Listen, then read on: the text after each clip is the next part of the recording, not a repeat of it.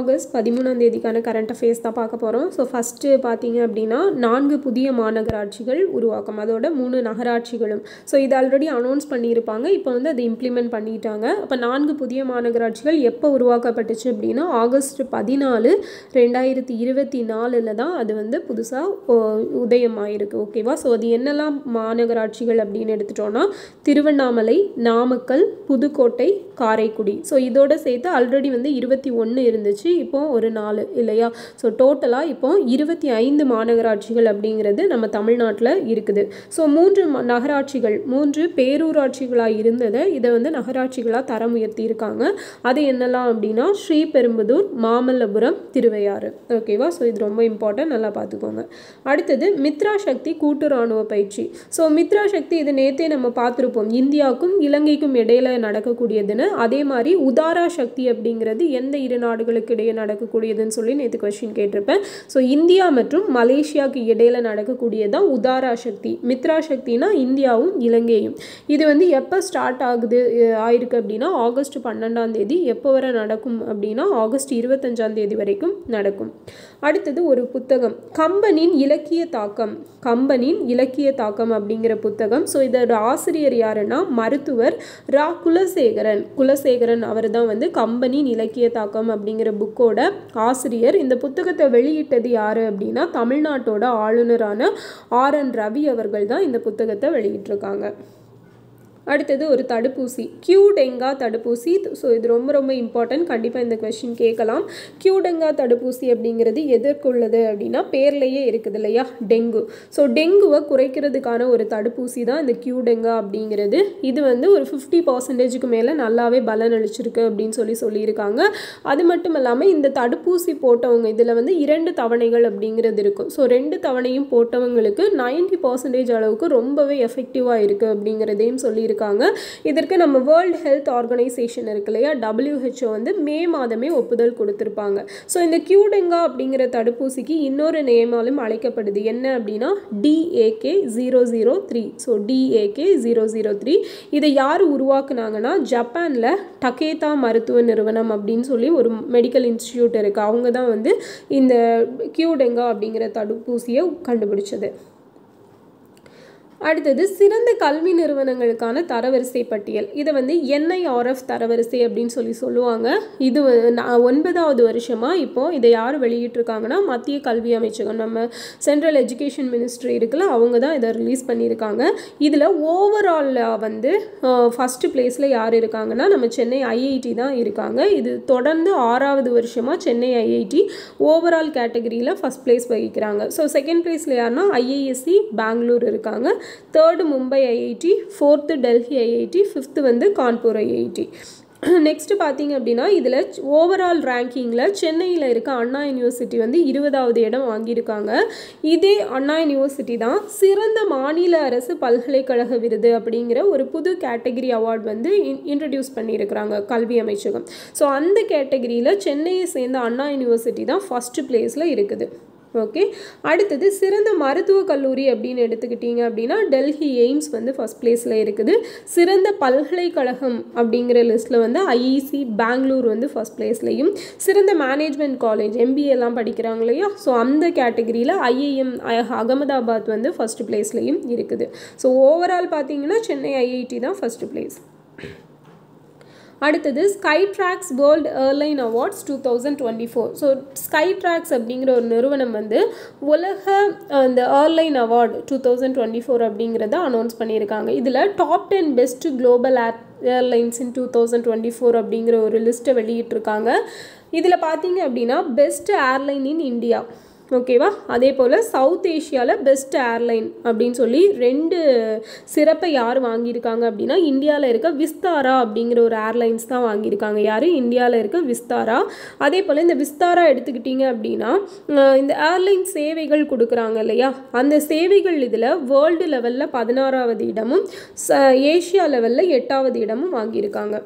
ஓகேவா, சேவை வழங்குறதுல 8வது இடம், பட் பெஸ்ட்டு நிறுவனம் அப்படிங்கிற ஒரு பேரில் வந்து ஃபஸ்ட்டு பிளேஸில் இருக்காங்க. அடுத்தது world's best airline for 8th time. ஓகேவா, so world's best airline for 8th time யாருன்னா கத்தார் தான் உலகத்திலேயே ஃபஸ்ட்டு பெஸ்ட் ஏர்லைன்ஸ் அப்படின்னு சொல்லியிருக்காங்க. செகண்ட் வந்து சிங்கப்பூர் ஏர்லைன்ஸ், தேர்ட் வந்து எமிரேட்ஸ். ஓகே, ஸோ இதுவும் ரொம்ப முக்கியம். நெக்ஸ்ட் வந்து JUICE mission. So JUICE mission அப்படிங்கிறது எதற்கானது அப்படின்னு கேட்பாங்க. ஜூபிட்டர், ஸோ வியாழன் கோள் இருக்கு இல்லையா, அதோட நிலவுகளை ஆய்வு செய்வதற்காக அனுப்பப்பட்டது தான் இந்த ஜூஸ் அப்படிங்கிற மிஷன். ஓகேவா, ஸோ இதோட ஃபுல் ஃபார்ம் பார்த்தீங்க அப்படின்னா Jupiter icy moons explorer. So இதோட நிலவுகள் அப்படின்னு எடுத்துகிட்டா எல்லா நிலவுகளையும் ஆய்வு செய்யுமா அப்படின்னா முக்கியமான ஒரு 3 நிலவுகளை தான் ரொம்ப முக்கியமாக இதை ஆய்வு பண்ணுது. அது என்னெல்லாம் அப்படின்னா யூரோபா, கனிமேட் அண்ட் காலிஸ்டோ. ஸோ கனிமேட் தான் வந்து ஒரு பெரிய நிலவு இல்லையா, ஸோ அதுதான் வந்து இது 3 தான் இந்த ஜூஸ் மிஷன் அப்படிங்கிறது ஆய்வு பண்ண இருக்குது. அப்போ இந்த 3ல் எது வேணால் கேட்கலாம். இது எந்த நிலவோட எந்த கோளின் துணை நிலவு அப்படின்னு கேட்டால் தெரியணும். ஓகேவா, எந்த கோளின் நிலவு அப்படின்னு கேட்டால் தெரியணும். Europa, Ganymede and Callisto. Safety shoes for armed forces, இதுவும் ஆல்ரெடி பார்த்துருப்போம். ஸோ இது யார் மேக் பண்ணியிருந்தாங்கன்னு பார்த்தோம், ஐஐடி இந்தூர் இல்லையா. ஸோ இதில் என்ன டெக்னாலஜி யூஸ் பண்ணியிருக்காங்க அப்படிங்கிறதுக்காக தான் இந்த நியூஸ் இப்போ எடுத்தேன். TENG technology, TENG. ஓகேவா, டென்ஜ் டெக்னாலஜி. ஸோ இதோட ஃபுல் ஃபார்ம் பார்த்தீங்க அப்படின்னா ட்ரைபோ எலக்ட்ரிக் நானோ ஜெனரேட்டர் கேட்கலாம். ஸோ இந்த டெக்னாலஜியை யூஸ் பண்ணி தான் சேஃப்டி ஷூ அப்படிங்கிறத ஆர்ம்டு ஃபோர்ஸஸ்க்காக ஐஐடி இந்தூர் உருவாக்கியிருக்காங்க. ருவாண்டே இருக்கு இல்லையா, ருவாண்டேயோட பிரசிடெண்ட்டாக யார் 4th டைம் செலக்ட் ஆகிருக்காங்கன்னு பார்த்தீங்கன்னா பால் கஹாமே அப்படிங்கிறவர் 4th டைம் செலக்ட் ஆகிருக்காரு. இந்திய பெருங்கடலில் நீருக்கடியில் கட்டமைப்பு. ஸோ இந்திய பெருங்கடலை பொறுத்த வரைக்கும் நீருக்கடியில் சில ஸ்ட்ரக்சர்ஸ் எல்லாம் கண்டுபிடிச்சிருக்காங்க. ஆல்ரெடி நிறைய கண்டுபிடிச்சி அதுக்கு நேம்ஸ் எல்லாம் கொடுத்துருக்காங்க. இப்போ புதுசாக ஒரு 2019, 2021 அந்த டைமில் வந்து கண்டுபிடிக்கப்பட்டதுக்கு இப்போது ஒரு அங்கீகாரம் கொடுத்துருக்காங்க அந்த பெயர்களுக்கு. ஓகே, ஸோ என்னென்ன பெயர்கள் அப்படின்னா அசோகர், சந்திரகுப்தர், கல்பதரு. ஓகேவா, Ashoka ridge, Chandragupta ridge and Kalpataru ridge அப்படிங்கிறது தான் அதோட நேம். ஸோ இதுக்கு வந்து IOC இன்டர்நேஷ்னல் ஓஷன் அந்த அமைப்பு இருக்கு இல்லையா, ஆர்கனைசேஷன். ஸோ அவங்க வந்து ஒப்புதல் கொடுத்துருக்காங்க. தமிழ்நாடு உருது அகாடமியின் துணைத் தலைவராக யார் நியமிக்கப்பட்டிருக்காங்க அப்படின்னா நயமுர் ரஹ்மான் அப்படிங்கிறவர் நியமிக்கப்பட்டிருக்காரு. நயமுர் ரஹ்மான். 75வது ஆண்டு விழா கொண்டாடிய உயர்நீதிமன்றம் யாருன்னா ராஜஸ்தான் உயர்நீதிமன்றம் தான் 75வது ஆண்டு விழாவை கொண்டாடி இருக்காங்க.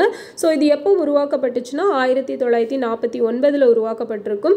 இது கூட இந்த இயரில் 1949 உருவாக்கப்பட்ட இன்னொரு உயர்நீதிமன்றம் வந்து ஒடிசா. ஸோ இந்த ராஜஸ்தான் உயர்நீதிமன்றத்தோட சீஃப் ஜஸ்டிஸ் யாருன்னு பார்த்தீங்கன்னா மகேந்திர மோகன் அப்படிங்கிறவர் தான். நம்ம இந்தியாவில் இப்போ டோட்டலாக எத்தனை ஹைகோர்ட்ஸ் இருக்குது அப்படின்னு பார்த்தீங்கன்னா 25 ஹைகோர்ட்ஸ் இருக்குது. ஸோ உங்களுக்கான கொஸ்டின் பார்த்தீங்கன்னா தமிழ்நாட்டோட ஹைகோர்ட் இருக்கு இல்லையா, ஸோ சென்னை ஹைகோர்ட்டோட சீஃப் ஜஸ்டிஸாக இப்போ யார் இருக்காங்க அப்படிங்கிறத கமெண்டில் சொல்லுங்கள். அடுத்தது உலக உறுப்பு தான தினம் எப்போனா ஆகஸ்ட் 13 இந்திய உறுப்பு தான தினம் ஆகஸ்ட் 3 ஸோ நேற்று குரூப்பில் கூட இந்த கொஷின்ஸ் டவுட் போட்டிருந்தீங்க. ஸோ உலக உறுப்பு தான தினம் அப்படின்னா ஆகஸ்ட் 13. அதுவே தேசிய உறுப்பு தான தினம் நம்ம இந்தியாவில் எப்போ அந்த உறுப்பு தான தினம் அப்படிங்கிறத கொண்டாடுறோம் அப்படின்னா ஆகஸ்ட் 3. சர்வதேச இடது கை பழக்கம் உள்ளவர்கள் தினம் இன்டர்நேஷ்னல் லெஃப்ட் ஹேண்டர்ஸ் டே அப்படிங்கிறது எப்போனா ஆகஸ்ட் 13 தான். ஓகே, ஸோ இதான் வந்து இன்றைக்கான கரண்ட் அஃபேர்ஸ். ஒரு ரீகேப் மட்டும் பார்த்துடலாம். 4 புதிய மாநகராட்சிகள் என்னெல்லாம் தமிழ்நாட்டில் உருவாக்கப்பட்டிருக்குது? திருவண்ணாமலை, நாமக்கல், புதுக்கோட்டை, காரைக்குடி. மித்ரா சக்தி கூட்டு இராணுவ பயிற்சி எந்த 2 நாடுகளுக்கிடையே நடக்கக்கூடியது? இந்தியா மற்றும் இலங்கை. கம்பனின் இலக்கிய தாக்கம் அப்படிங்கிற நூலை எழுதினவர் ரா. குலசேகரன். கியூடெங்கா தடுப்பூசி அப்படிங்கிறது எந்த நோய்க்கானது? டெங்குக்கானது. சிறந்த கல்வி நிறுவனங்களுக்கான தரவரிசை பட்டியலில் ஓவராலாக ஃபர்ஸ்ட் பிளேஸில் இருக்கிறது யார்? சென்னை IIT. ஸ்கை ட்ராக்ஸோட வேர்ல்டு ஏர்லைன்ஸ் அவார்ட்ஸ் 2024 படி இந்தியாவில் இருக்கிற பெஸ்ட் ஏர்லைன் எதுன்னு பார்த்தீங்கன்னா இந்தியாவோட விஸ்தாரா அப்படிங்கிறது தான். வேர்ல்டு லெவலில் எது பெஸ்ட் ஏர்லைன் அப்படின்னா Qatar Airways. Juice mission, so இது எந்த கிரகத்தில் உள்ள நிலவுகளை ஆய்வு பண்ணுறதுக்கான ஒரு மிஷன் அப்படின்னா ஜூபிட்டர். என்னென்ன நிலவுகள்? Europa, Ganymede and Callisto. Safety shoes for armed forces make பண்ணது IIT இந்தூர். ஸோ அதில் யூஸ் பண்ணியிருக்கிற டெக்னாலஜி TENG அப்படிங்கிறது ட்ரைபோ எலக்ட்ரிக் நானோ ஜென்ரேட்டர். ருவாண்டோவோட பிரசிடென்ட் பால் ககாமே.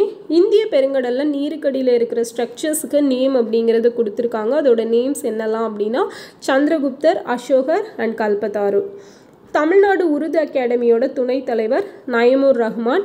75வது ஆண்டு விழா கொண்டாடிய உயர்நீதிமன்றம் ராஜஸ்தான். உலக உறுப்புதான தினம் ஆகஸ்ட் 13, தேசிய உறுப்புதான தினம் ஆகஸ்ட் 3ஆம் தேதி, சர்வதேச இடது கை பழக்கமுள்ளவர்கள் தினம் ஆகஸ்ட் 13. ஓகே, ஸோ இந்த வீடியோ உங்களுக்கு யூஸ்ஃபுல்லாக இருந்திருக்கும்னு நினைக்கிறேன். மறக்காமல் ஒரு லைக் போட்டு உங்கள் ஃப்ரெண்ட்ஸ்க்கும் ஷேர் பண்ணிடுங்க. நெக்ஸ்ட் வீடியோவில் பார்க்கலாம். தேங்க்யூ.